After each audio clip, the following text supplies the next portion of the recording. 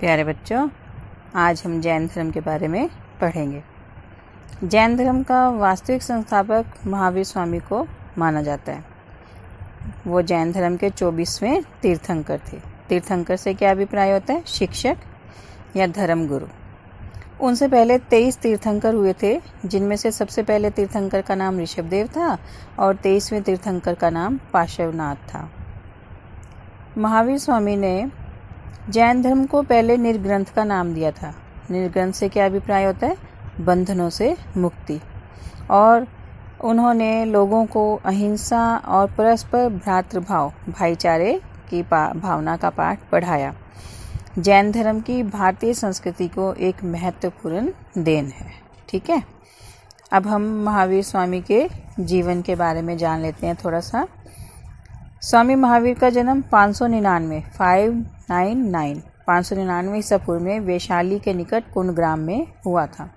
उनके बचपन का नाम वर्धमान था, उनके पिता का नाम सिद्धार्थ था और उनकी माता का नाम त्रिशिला था। स्वामी महावीर को बचपन से ही सांसारिक विषयों में कोई भी लगाव नहीं था। वो अपने ही विचारों में मगन रहते थे। उनके पिता ने उनका ध्यान संसारिक कार्यों में लगाने के लिए एक सुंदर राजकुमारी यशोदा से उनका विवाह करवा दिया। कुछ समय पश्चात उनके यहाँ एक पुत्री ने जन्म लिया, जिसका नाम प्रियदर्शना या अनोजा रखा गया। गृहस्थ जीवन के पश्चात भी वे धार्मिक रुचियों में अपना ध्यान लगाए रखते थे। माता पिता की मृत्यु हो जाने के पश्चात अपने बड़े भाई नंदीवर्मन से आज्ञा लेकर उन्होंने गृह त्याग कर दिया और ज्ञान की खोज में वनों में चले गए। उस समय उनकी आयु 30 वर्ष की थी। कहा जाता है कि उन्होंने 12 वर्षों तक घोर तपस्या की, कठिन तपस्या, तरह तरह से अपने शरीर को उन्होंने कष्ट दिए और उसके पश्चात रिजुपालिका नदी के निकट जरिम्बिक गांव में उन्हें कैवल्य प्राप्त हुआ। कैवल्य का मतलब होता है सर्वोच्च सत्य की प्राप्ति हुई। इस ज्ञान की प्राप्ति के पश्चात उन्होंने अपना नाम जिन मतलब इंद्रियों का विजेता या महावीर जो महान विजेता रख लिया। पहले उनका नाम वर्धमान था ना, लेकिन बाद में जिन और महावीर कहलाए। ज्ञान प्राप्ति जिस समय हुई उस समय उनकी आयु कितनी थी? 42 वर्ष। 30 वर्ष की आयु में उन्होंने गृह त्याग किया था, 12 वर्ष उन्होंने कठोर तपस्या की, तो 42 वर्ष की आयु में उन्हें ज्ञान की प्राप्ति हुई। ज्ञान प्राप्ति के पश्चात उन्होंने लोगों को अंधविश्वासों में जो फंसे हुए थे उनको दूर करके सत्य मार्ग पर लाने के प्रयास करने आरंभ किए। उन्होंने जो उपदेश दिए उससे लोग बहुत प्रभावित हुए और उनके अनुयायी बन गए। उन्होंने अपने प्रचार के लिए प्रमुख केंद्र जो अपनाए वो थे राजगृह, वैशाली, कौशल, मिथिला, विदे और अंग। कहा जाता है कि मगध के शासक बिम्बसार और अजातशत्रु ने भी जैन धर्म को अपना लिया था। महावीर स्वामी ने लगभग 30 वर्षों तक अपना प्रचार किया और फिर उसके पश्चात 72 वर्ष की आयु में 527 ईसा पूर्व में पावा नामक स्थान पर उन्हें निर्वाण या मुक्ति प्राप्त हुई। जिस समय उनको निर्वाण प्राप्त हुआ उस समय लगभग उनके 14,000 शिष्य थे। ठीक है, अब हम उनके जो उपदेश थे या उनकी शिक्षाएं थी जिनका उन्होंने प्रचार किया उसके बारे में जानकारी प्राप्त करेंगे। ठीक है, तो महावीर स्वामी के उपदेश, सबसे पहला है त्रिरत्न। जैन धर्म के अनुसार मानव को मोक्ष प्राप्ति के लिए 3 रत्नों का पालन करना आवश्यक है, क्योंकि सब मनुष्यों का जो अंतिम उद्देश्य है मोक्ष प्राप्त करना है। अब वो मोक्ष कैसे प्राप्त करना है? 3 रत्नों का पालन करके मोक्ष प्राप्त हो सकता है। और ये 3 रत्न कौन कौन से थे? सत्य श्रद्धा, सत्य ज्ञान और सत्य आचरण। अब जो ये बताए हैं उन्होंने 3 रत्न, इनका पालन कैसे करना? उन्होंने कहा कि जो पहला रत्न है सत्य श्रद्धा, इसके अनुसार मनुष्य को अपने 24 तीर्थंकरों में पूरी श्रद्धा रखनी चाहिए। उनके ऊपर पूरा विश्वास रखना चाहिए कि वो जो कह रहे हैं वो सही कह रहे हैं और हमारे भलाई के लिए हमें सही रास्ता दिखा रहे हैं।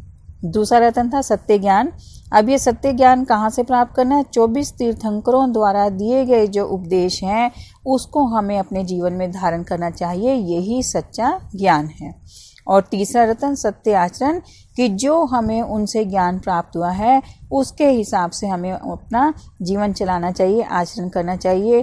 जैसे सदा सच बोलना चाहिए, पवित्र जीवन व्यतीत करना चाहिए, किसी को कष्ट नहीं देना चाहिए। तो इस प्रकार से हमें अपने जीवन का पालन करना चाहिए। तो ये जो 3 हमारे रत्न हैं, इन तीनों का हमें पालन करना चाहिए। सत्य, श्रद्धा, सत्य ज्ञान और सत्य आचरण। और अगर इसमें से एक भी की कमी हो जाए तो मनुष्य को अपना जो अंतिम उद्देश्य है मोक्ष, उसको प्राप्त करने में मुश्किल आती है। दूसरा है अहिंसा। जैन धर्म का दूसरा सिद्धांत था कि संपूर्ण विश्व में जितनी भी चीज़ें हैं वो सब प्राणवान हैं। इसलिए हमें इस धर्म में ये देखा कि अहिंसा पर बहुत अधिक बल दिया गया है। जैन धर्म की आधारशिला अगर अहिंसा को कह दिया जाए तो इसमें भी कोई गलत बात नहीं है। अहिंसा से क्या अभिप्राय है कि किसी को भी कष्ट नहीं देना। जैन धर्म के अनुसार पूरा विश्व प्राणवान है और वो ये कहते हैं कि पत्थर, चट्टान, पशु, पेड़ पौधे, जल, इन सब में जीवन है। इसलिए हमें कभी भी इनको कष्ट नहीं देना चाहिए। आपने देखा होगा ज़्यादातर जैन साधु जो होते हैं वो नंगे पांव चलते हैं, मुंह पर पट्टी बांधते हैं और पानी को छानकर पीते हैं ताकि किसी जीव की हत्या ना हो जाए।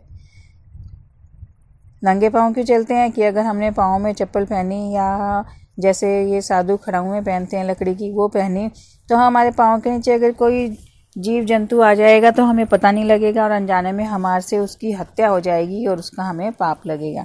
मुंह पर पट्टी क्यों बांधते हैं कि जैसे हम सांस लेते हैं, सांस के साथ अगर कोई छोटा सा कीट पतंग जीव जंतु हमारे मुंह में चले जाए तो उसकी मृत्यु हो जाएगी और उसकी हत्या का पाप हमें लगेगा। और पानी में भी बहुत से छोटे छोटे जीवाणु, कीटाणु, कीट पतंग होते हैं, तो अगर हम ऐसे ही पी लेंगे उसको बिना छाने तो वो उसकी हत्या हो जाएगी और उसका पाप हमें लगेगा। तो इसलिए वो सुरक्षा की दृष्टि से कि किसी हमारे से कोई अहिंसा ना हो जाए, हमसे कोई हिंसा ना हो जाए, हमसे किसी छोटे जानवर, जंतु, किसी कीटाणु का कोई हत्या ना हो जाए, तो इसलिए वो इन चीज़ों को अपनाते थे। नंगे पाँव चलते, मुँह पर पट्टी बांधते और पानी छान कर पीते थे। फिर है कठोर तप। स्वामी महावीर ने स्वयं ज्ञान प्राप्त करने के लिए आपको जैसे बताया था कि 12 वर्ष तक कठोर तप किया था, अपने शरीर को तरह तरह से कष्ट दिया था, उसके बाद उनको ज्ञान प्राप्त हुआ था। तो इसलिए उनका विचार था कि जो ज्ञान है वो कठोर तप के द्वारा ही प्राप्त होगा और उस प्राप्त ज्ञान से हम मुक्ति प्राप्त कर सकते हैं। तो इसलिए उन्होंने कठोर तप के ऊपर बल दिया। फिर उसके बाद है 5 व्रत। जैन धर्म के अनुसार मनुष्य को क्या करना चाहिए? जो 5 अनुव्रत बताए गए हैं उनका पालन करना चाहिए। ये 5 अनुव्रत कौन से हैं?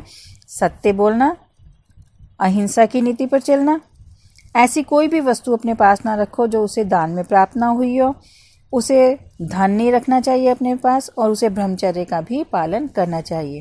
कहा जाता है कि जो पहले 4 व्रत थे उनका प्रचलन पार्श्वनाथ ने किया था और 5वें व्रत का महावीर स्वामी ने सम्मेलन किया था। तो इसलिए जैन धर्म में इन 5 अनुव्रतों का पालन करना अनिवार्य बताया गया है।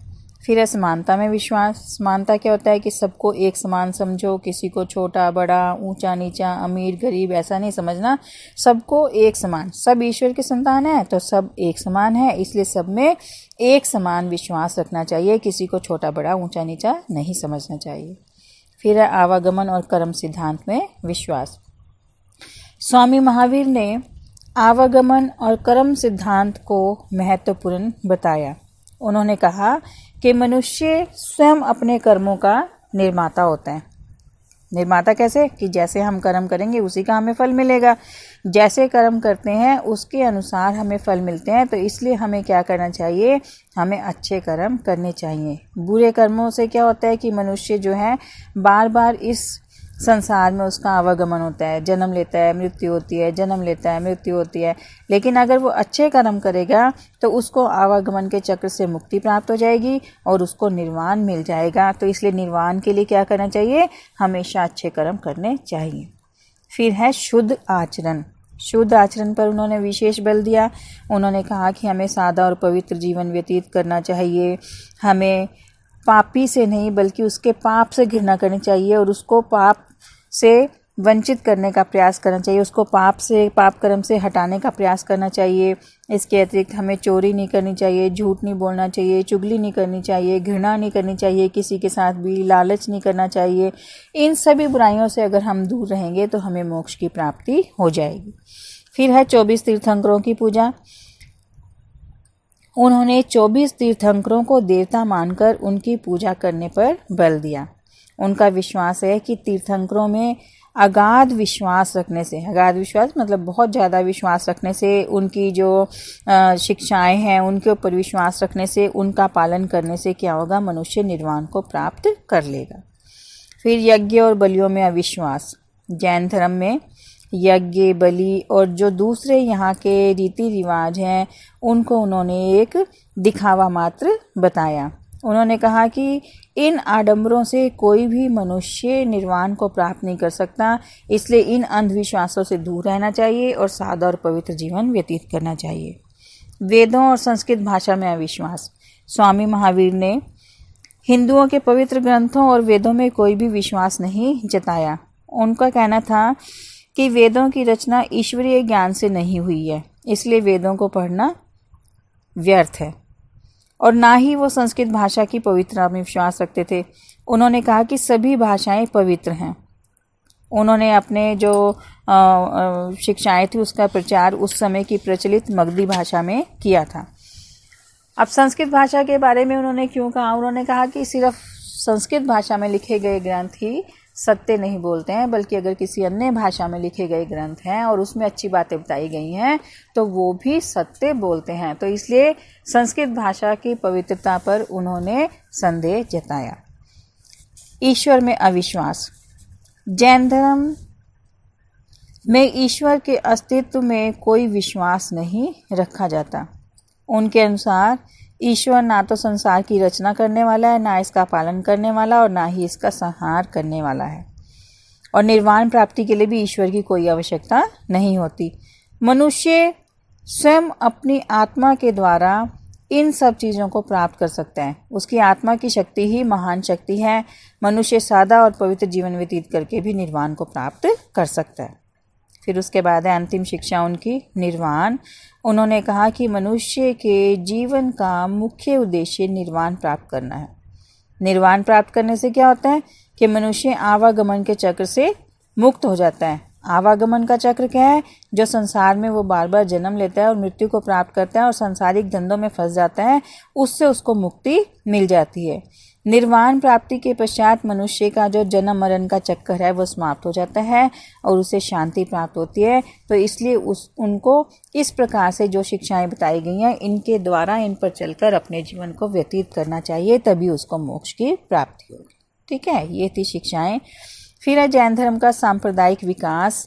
सांप्रदायिक विकास में क्या होता है कि आगे किस प्रकार से बढ़ा, किस प्रकार से इसका वृद्धि हुई इसकी, तो उसके बारे में हम पढ़ेंगे कि चंद्रगुप्त मौर्य जो हमने पढ़ा था मगध में, जिसने मौर्य साम्राज्य की स्थापना की थी, उसके समय में जैन धर्म 2 संप्रदायों में विभाजित हो गया था। ये याद रखने हैं आपने, जो 2 संप्रदाय हैं, कौन से क्वेश्चन आते हैं आपको कि जैन धर्म के 2 संप्रदायों के नाम बताएं, तो ये 2 संप्रदायों में विभाजित हो गया था, दिगंबर और श्वेतांबर।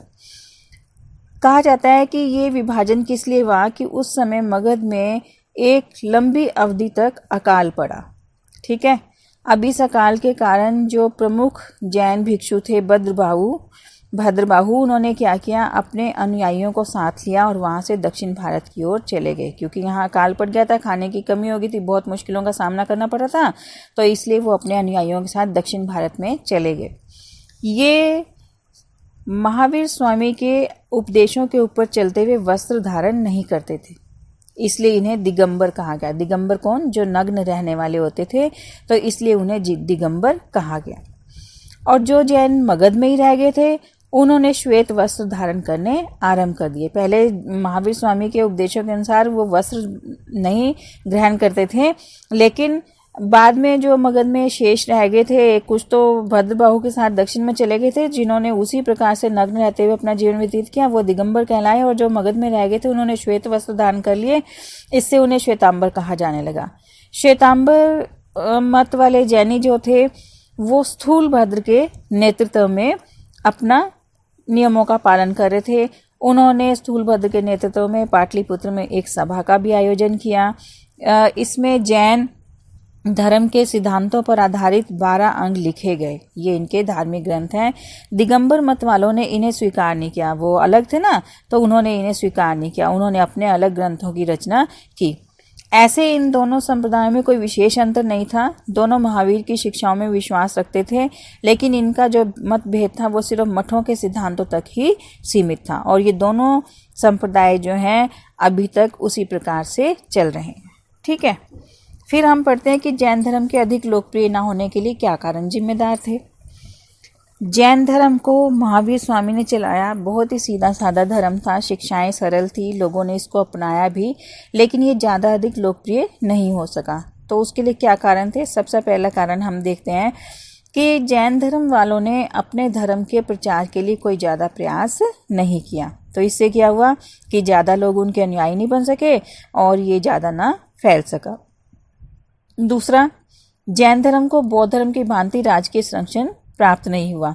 जैसे राजा देते थे ना संरक्षण, उनको आगे धर्म को प्रचार करने के लिए सहयोग देते थे, धन से मदद करते थे, आगे धर्म पहुंचाने, धर्म के शिक्षाओं को आगे पहुंचाने का प्रयास करते थे, तो उससे वो धर्म बहुत ज़्यादा फैल जाते थे। जैसे बौद्ध धर्म का प्रयास किया गया तो बौद्ध धर्म ना सिर्फ भारत में बल्कि विदेशों में भी फैल गया था, लेकिन इस प्रकार का संरक्षण जैन धर्म को प्राप्त नहीं हुआ। बेशक से बिम्बसार, अजातशत्रु और खारवेल जैसे जो शासक थे उन्होंने जैन धर्म को संरक्षण दिया, लेकिन फिर भी वो जैन धर्म को बौद्ध धर्म की तरह बहुत ज़्यादा शिखर तक या ऊंचाई तक पहुंचाने में सफल ना हो सके। ठीक है। तीसरा क्या था कि जैन धर्म में कठोर तप के ऊपर अधिक बल दिया गया था। जैसे आपको बताया था कि महावीर स्वामी को 12 वर्ष कठोर तप करने पर उनको ज्ञान प्राप्त हुआ था, तो उन्होंने कहा कि कठोर तप करना चाहिए, शरीर को तरह तरह से कष्ट देने चाहिए, उसी से ज्ञान प्राप्त होगा। तो इससे क्या होगा कि लोग इतना ज़्यादा अपने शरीर को कठोर तप के द्वारा या अपने शरीर को इतना ज़्यादा कष्ट देकर वो नहीं चल सकते थे इस धर्म की शिक्षाओं पर, इसलिए उन्होंने इसको नहीं अपनाया। इसके अतिरिक्त जो इनका अहिंसा का सिद्धांत था वो भी बहुत अधिक था। मुंह पे कपड़ा बांधना, नंगे पैर चलना, पानी छान कर पीना, ये भी लोग नहीं अपना सकते थे। तो इसलिए क्या हुआ कि वो लोग इसको ना अपना सके। तीसरा क्या था कि वो वृक्षों और पत्थरों में भी जीवन मानते थे, उनको कष्ट देना पाप समझते थे। बीमार पड़ने पर वो कहते थे कि दवाई का प्रयोग नहीं करना चाहिए। तो एक आम व्यक्ति के लिए, एक आम गृहस्थी के लिए, एक आम परिवार वाले व्यक्ति के लिए इन कठोर नियमों का पालन करना बहुत कठिन था। तो इसलिए उन्होंने बहुत कम संख्या में इस धर्म को अपनाया।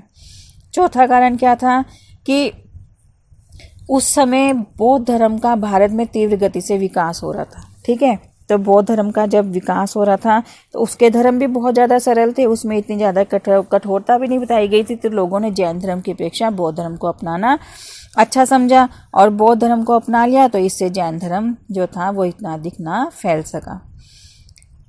पांचवा क्या है कि समय के साथ साथ, मतलब जैसे जैसे समय चलता रहा तो जैन धर्म के लोगों ने हिंदू धर्म के कई सिद्धांतों को अपना लिया।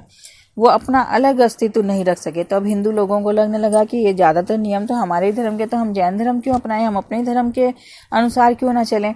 तो इसलिए जैन धर्म इतना अधिक लोकप्रिय ना हो सका। ठीक है, फिर उसके बाद है अगला हमारा छोटा सा टॉपिक है जैन धर्म की देन। जैन धर्म बौद्ध धर्म की तरह इतना ज़्यादा तो नहीं अपना प्रभाव छोड़ सका, लेकिन फिर भी यहाँ के जो सामाजिक, धार्मिक, सांस्कृतिक और राजनीतिक जीवन था उसको इसने कुछ हद तक प्रभावित किया। तो उसके बारे में हम पढ़ते हैं। सबसे पहले सामाजिक क्षेत्र में इसकी क्या देन है। सामाजिक क्षेत्र में इन्होंने बहुत अधिक महत्वपूर्ण भूमिका निभाई। जिस समय 6वीं शताब्दी में जैन धर्म का उत्थान हुआ था उस समय हिंदू समाज में जाति प्रथा बहुत अधिक कठोर हो गई थी। एक दूसरे से घृणा करते थे। जो निम्न जाति के लोग थे, शूद्र थे, उनके साथ बहुत बुरा व्यवहार किया जाता था। तो समाज में एक ऊंच नीच की, छुआछूत की भावना प्रचलित थी। स्वामी महावीर ने अपने शिक्षाओं में जाति प्रथा का खंडन किया और उन्होंने सभी धर्म, सभी जातियों के लोगों को अपने धर्म में सम्मिलित कर लिया।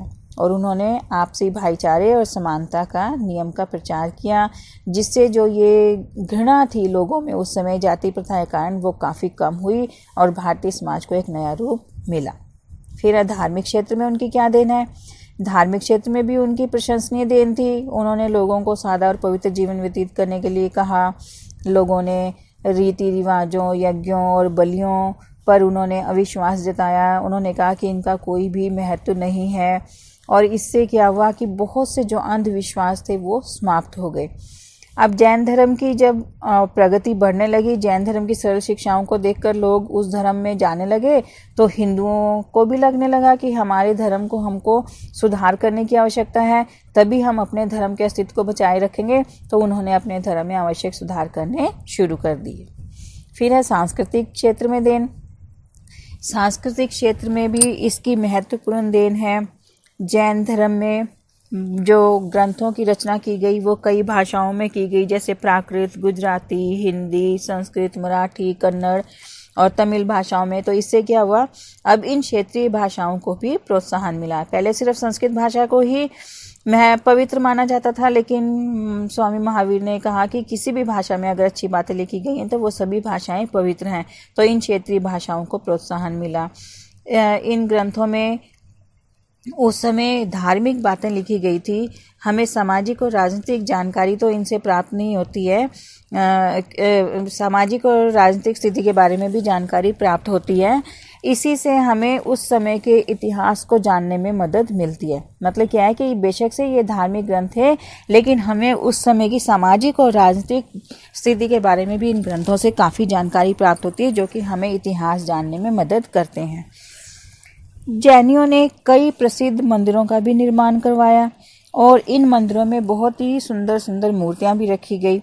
राजस्थान में माउंट आबू और मध्य प्रदेश में खजुराहो में जैन मंदिर बनाए गए हैं, जो कि भवन निर्माण कला के कारण पूरे संसार में प्रसिद्ध हैं। और इसके साथ साथ जैनियों ने भारत में बहुत से स्तूप भी बनवाए, जो कि कला के उत्तम नमूने हैं। फिर उसके बाद जन कल्याण के क्षेत्र में देन। महावीर स्वामी ने समाज सेवा का उपदेश दिया। उन्होंने कहा कि लोगों की हर प्रकार से मदद करनी चाहिए, तो इसलिए धर्मशालाओं का निर्माण करवाया गया, शिक्षण संस्थानों की स्थापना करवाई गई, मनुष्य और पशुओं के लिए अस्पताल खुलवाए गए और जन कल्याण के अन्य कार्य भी करवाए गए। जो उनके द्वारा स्थापित की गई शिक्षण संस्थाएं थी वो आज भी प्रसिद्ध हैं। उनके द्वारा खोले गए जो अस्पताल थे उनमें आज भी निर्धनों की मुफ्त में चिकित्सा की जाती है और पशुओं की देखभाल की जाती है। तो जो जन कल्याण के क्षेत्र में उनकी बहुत ही महत्वपूर्ण देन है। फिर है राजनीतिक क्षेत्र में देन। राजनीतिक क्षेत्र में भी उनकी महत्वपूर्ण देन थी। ठीक है, उन्होंने लोगों को शांतिपूर्ण जीवन व्यतीत करने पर बल दिया। इससे क्या हुआ, बहुत से राजाओं ने इस धर्म को जब अपनाया तो उन्होंने युद्धों में भाग लेना बंद कर दिया। उन्होंने युद्ध बंद कर दिए ताकि जो निरपराध लोग हैं उनकी हत्या ना की जाए। अब वे शासक, जब उन्होंने युद्ध करना बंद कर दिया तो वो शांतिप्रिय शासक बन गए और लंबे समय तक भारत में शांति का वातावरण बना रहा। लेकिन इसका कुछ बुरा प्रभाव भी पड़ा। क्या हुआ कि लंबे समय तक युद्ध न करने के कारण भारतीय सेना जो थी वो दुर्बल हो गई, और इसके कारण जब विदेशी आक्रमणकारियों ने यहाँ पर आक्रमण करा तो वो उनका सामना ना कर सके और उनको पराजय का सामना करना पड़ा, जिससे भारत को लंबे समय तक, सैकड़ों वर्षों तक दास्ता का या गुलामी का जीवन व्यतीत करना पड़ा। तो इस प्रकार से इन सभी का अध्ययन करने के बाद हम देखते हैं कि भारतीय समाज पर जैन धर्म की बहुत ही अमूल्य देन थी, जिससे भारतीय विचारधारा और संस्कृति के ऊपर बहुत ही गहरा प्रभाव पड़ा। धन्यवाद।